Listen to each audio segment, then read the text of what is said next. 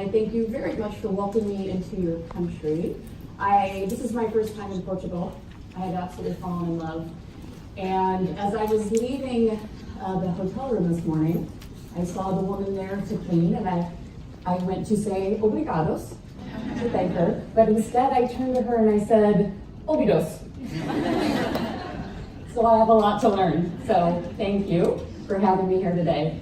Ida and I are here to take you through some research that talks about the value of coaching cultures.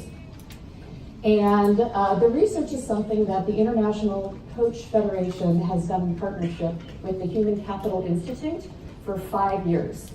So every year we study the value of coaching cultures in organizations. And this year, the research focuses specifically on change management and the role that coaching has in change initiatives and the relative success or failure of those organizations who have coaching cultures. So today, we're going to align a little bit on what we mean when we say coaching. It's a word that's used quite a bit. We'll look at the different types of change in organizations. Who's doing it well? What are they doing?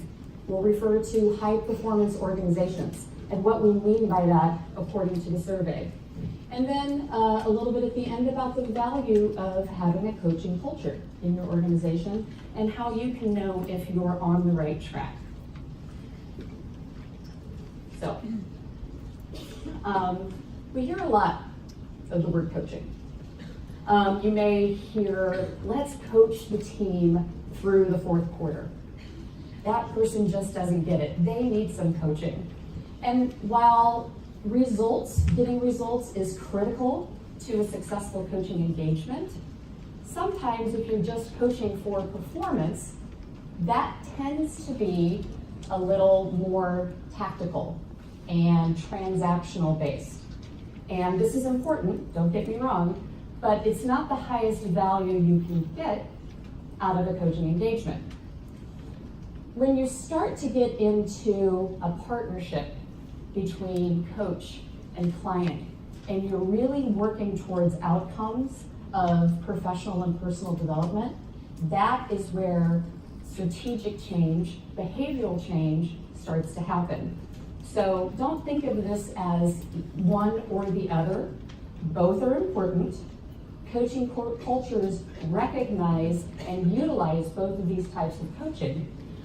So think of it as a both and. You need both of these in a coaching culture. So what do we mean when we say coaching? This is the International Coach Federation's official definition of coaching. And this is what you will get when you hire an ICF credentialed coach. This is the high value type of coaching where we start to help people help themselves. And we say a lot that the client is resourceful.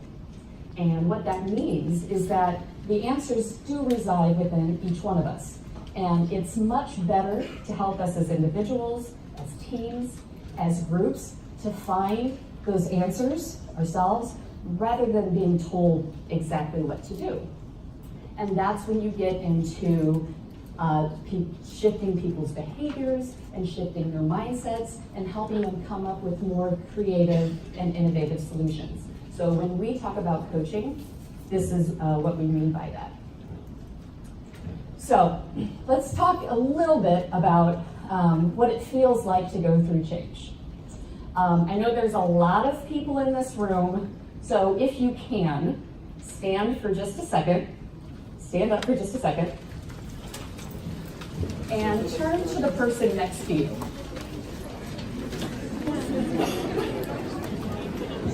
Okay, I'll have you put your palms up. Come here. Here, come here. You can help me keep this straight. No, come over here. Keep it straight. Okay, so put your, if you're facing that side of the room, I want you to push on the other person. Push. Okay? Okay. Now, tell me, what is it that you feel if you're the person facing that side of the room, what are you feeling? Pressure? I think I heard resistance. Yes. Okay, so I put my thing down. So stay standing just for another second. So that is what change feels like if you're not prepared for it. When we asked the respondents, these were the top words that came up: resistance, fear, lack of clarity. And that it's a brain function that's how we react if we don't see something coming at us. Even by doing this, that's defensive, right? Okay, now put your hands up again. And this time, I'm going to have you sway, just with each other.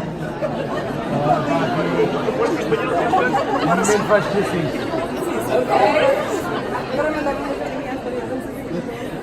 Big difference, right? Okay, good to go. Thank you very much.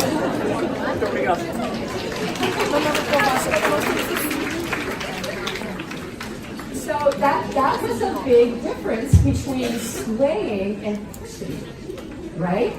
How was the second one different than the first? I mean, I noticed you were all laughing. I don't know if the room felt different. It was softer and it felt like people were dancing. And that's the difference between a successful change initiative and one that's not. You're more focused. You're moving in an organized fashion. And wouldn't it be great if all your change initiatives were that successful? That people were having a good time and enjoying it, because change in and of itself is not fun for the most part. Usually change is good, not always fun. So what organizations are able to replace the push with more fun, more innovation, more focus, more consistency? Well, according to the study, we call these high performance organizations, a term I'm sure many of us know and understand and have used, but I want to make sure that we all know and understand how the study is defining this. So we interviewed almost 450 organizations, and what the Human Capital Institute found was that there are 15 criteria of those organizations that are performing well. Those 15 criteria fit into the categories of growth, revenue, and organizational vitality. And that last one is defined by talent and business outcomes. So if you are a high-performing organization, you have at least 13 of the 15 criteria over the last 2 years. So this isn't necessarily one point in time. It is success over a period of time. And when we say performing well, these organizations are performing above average, or they are one of the best of the best in 13 or more of those criteria. So we talked a little bit about what we mean by coaching, the difference between how it feels in a successful change initiative or not, and then what we're talking about as it relates to high performance organizations. So just one top line result, and then Ida will take us through the rest of the results. I also want you to know that this is just a little bit, just a teeny bit of the full report, which you can get the executive summary at our booth, or the full report is available on the ICF website, and we'll show you at the end. So these are the top five types of change initiatives that companies see. How many have gone through at least 2 of these in your organizations? You have change in business process, change in technology. I think we've all gone through, thank you, a leadership change. And so in the report, these are the top 5 that companies experience. When you are a high-performing organization, this is your % ability to successfully manage that change initiative. So you can see, in some cases, when you're purchasing a new company, when you're acquiring a new company, that's among the highest success rate of high performance organizations. Now, what if you're not one of those organizations that has 13 or more of the criteria around growth, revenue, and organizational vitality? You're still experiencing some success, but not at the high degree of the high-performing organizations. And the difference that you see is the difference between efficiency and effectiveness, and the organization's relative ability to handle that change. So, let's take a look at coaching cultures in organizations and how you know you're on the right track.